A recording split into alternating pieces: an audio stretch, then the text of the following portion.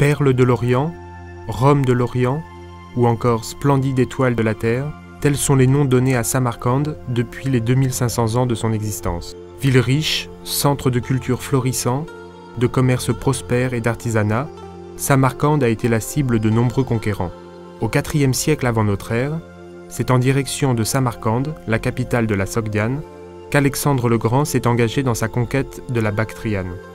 Dès le 8e siècle, Samarcande est devenue un important centre de la culture musulmane. Au XIVe siècle, il en a fait la capitale de son immense empire, allant du Gange à l'est jusqu'au Bosphore à l'ouest. La ville est devenue centre intellectuel et artistique du monde musulman. Tamerlan souhaitait la rendre splendide. Il a invité les meilleurs architectes et ingénieurs des 4 coins du monde pour édifier des monuments dignes de contes des 1001 nuits.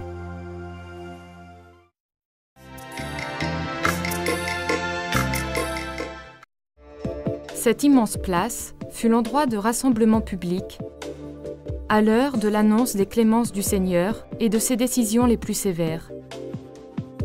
Ici, il présentait les trophées de ses victoires aux habitants de Samarcande. L'actuelle place de Régistan est entourée de 3 médersas, dont la médersa d'Ulugh-Bek, qu'il a fait construire au XVe siècle. C'était un véritable temple de la science. Le petit-fils de Tamerlan, nommé Ulugh-Bek, était un scientifique passionné. À l'âge de 15 ans, il est devenu souverain de Samarcande. Ulugh-Bek était un gouverneur instruit, cultivé, juste, puissant et généreux. La science prospérait. Son gouvernement était composé des plus grands savants et chercheurs. C'était un Euclide en géométrie et un Ptolémée en astronomie, a dit un jour un historien.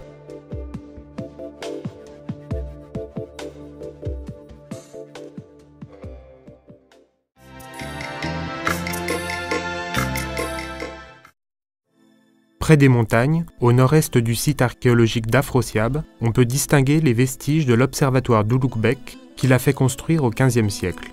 L'outil phare de l'observatoire était le plus grand sextant au monde, haut de plus de 40 mètres.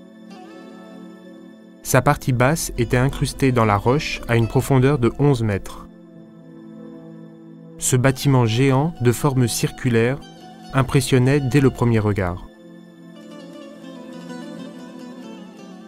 À l'époque où les moyens optiques n'existaient pas, cet outil permettait de calculer avec une précision exceptionnelle la position du Soleil et des planètes. Grâce à ses travaux d'observation et de recherche, Ulugh-Bek a créé les célèbres tables sultaniennes comportant les coordonnées de plus de 1000 étoiles. Ces tables astronomiques, utilisées par des astronomes du monde entier, ont été publiées à Oxford au XVIIe siècle. Ulugh-Bek a réussi à mesurer l'année stellaire avec une précision très proche de celle obtenue aujourd'hui par la technologie moderne, la différence n'étant que d'1 minute.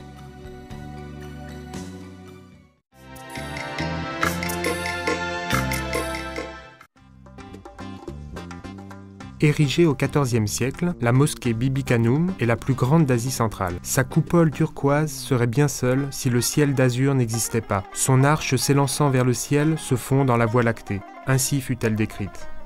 Selon la légende, cette construction a été l'idée originale de la première femme de Tamerlan, Bibi Kanoum.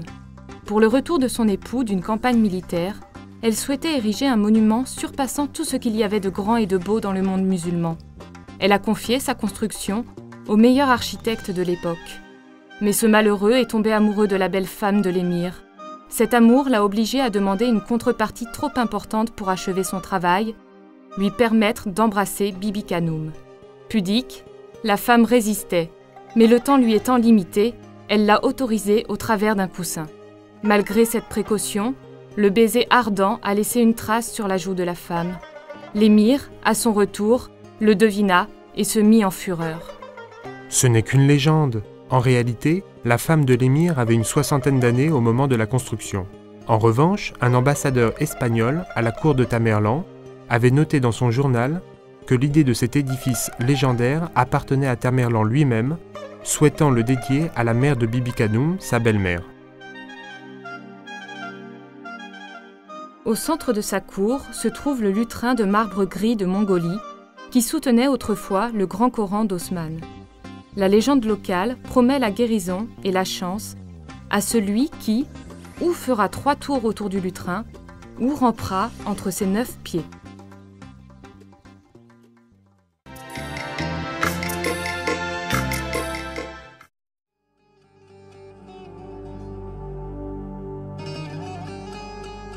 Le mausolée Gour-Émir, le caveau familial des Timourides, est un des monuments historiques les plus connus de Samarcande.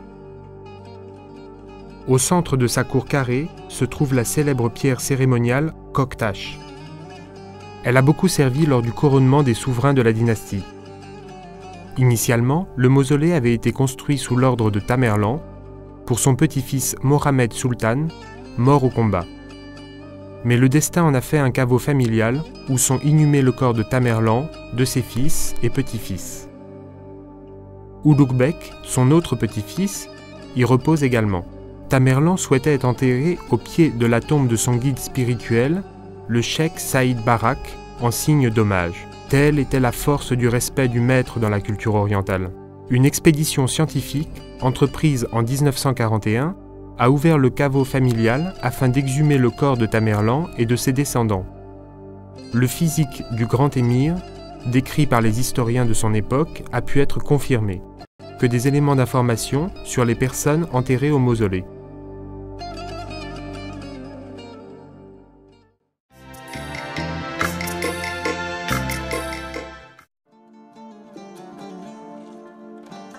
Né à Boukhara en 810, l'imam al-Bukhari est mort et inhumé à Samarcande en 870. Imam al-Bukhari est un spécialiste de la science des hadiths, paroles de Mohammed, rapportées dans des divers recueils par des musulmans fidèles, mais longtemps après la mort du prophète. Certaines citations sont restées inchangées, d'autres ont été modifiées ou ajoutées. Al-Bukhari s'est engagé dans une profonde étude afin d'en extraire les hadiths authentiques et rejeter les citations suspectes. Il en a recensé plus de 600 000, dont seulement 1% seront inclus dans son célèbre recueil. Il a développé et basé ses travaux sur un système de classification des hadiths en fonction de leurs sources. Sa forte capacité de mémoire n'a cessé d'étonner. Il lisait un livre une seule fois et celui-ci restait gravé dans sa mémoire pour toujours. Al-Bukhari a consacré 16 ans de sa vie à ce travail de titan. Son recueil des hadiths authentiques, Al-Jami' Ash-Shari, deviendra la deuxième source du droit musulman, placée juste après le Coran. Au XVIe siècle, s'est décidée la construction du mausolée autour de sa tombe, qui, jusque-là, n'avait eu aucun signe de distinction. Il a été complété par une mosquée et d'énormes platanes plantés autour. À l'occasion de l'anniversaire de l'imam, il y a quelques années, l'emplacement de l'ancien mausolée a été repris pour la construction d'un ensemble mémorial à son nom.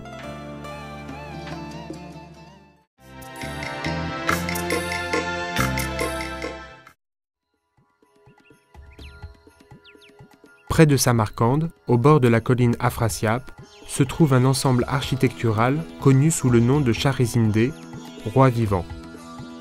Constitué de 11 mausolées érigés des deux côtés d'une ruelle antique, il a nécessité 100 ans de travaux de construction. L'escalier mystérieux de Shahrezinde peut apporter le pardon de vos péchés. Comptez ces marches en montant et recomptez-les en descendant. Si les nombres sont identiques, votre pèlerinage est un succès. Au-dessus du portail du mausolée Shahrezinde, on peut lire l'inscription. Cet édifice fut construit par le Khan Abdulaziz, fils d'Ulugh-Bek, petit-fils de Chokrour, arrière-petit-fils du grand émir Tamerlan. Ce lieu sacré, la nécropole d'une partie de la famille de Tamerlan, serait aussi l'endroit où repose Qusam ibn Abbas, cousin du prophète Mohammed.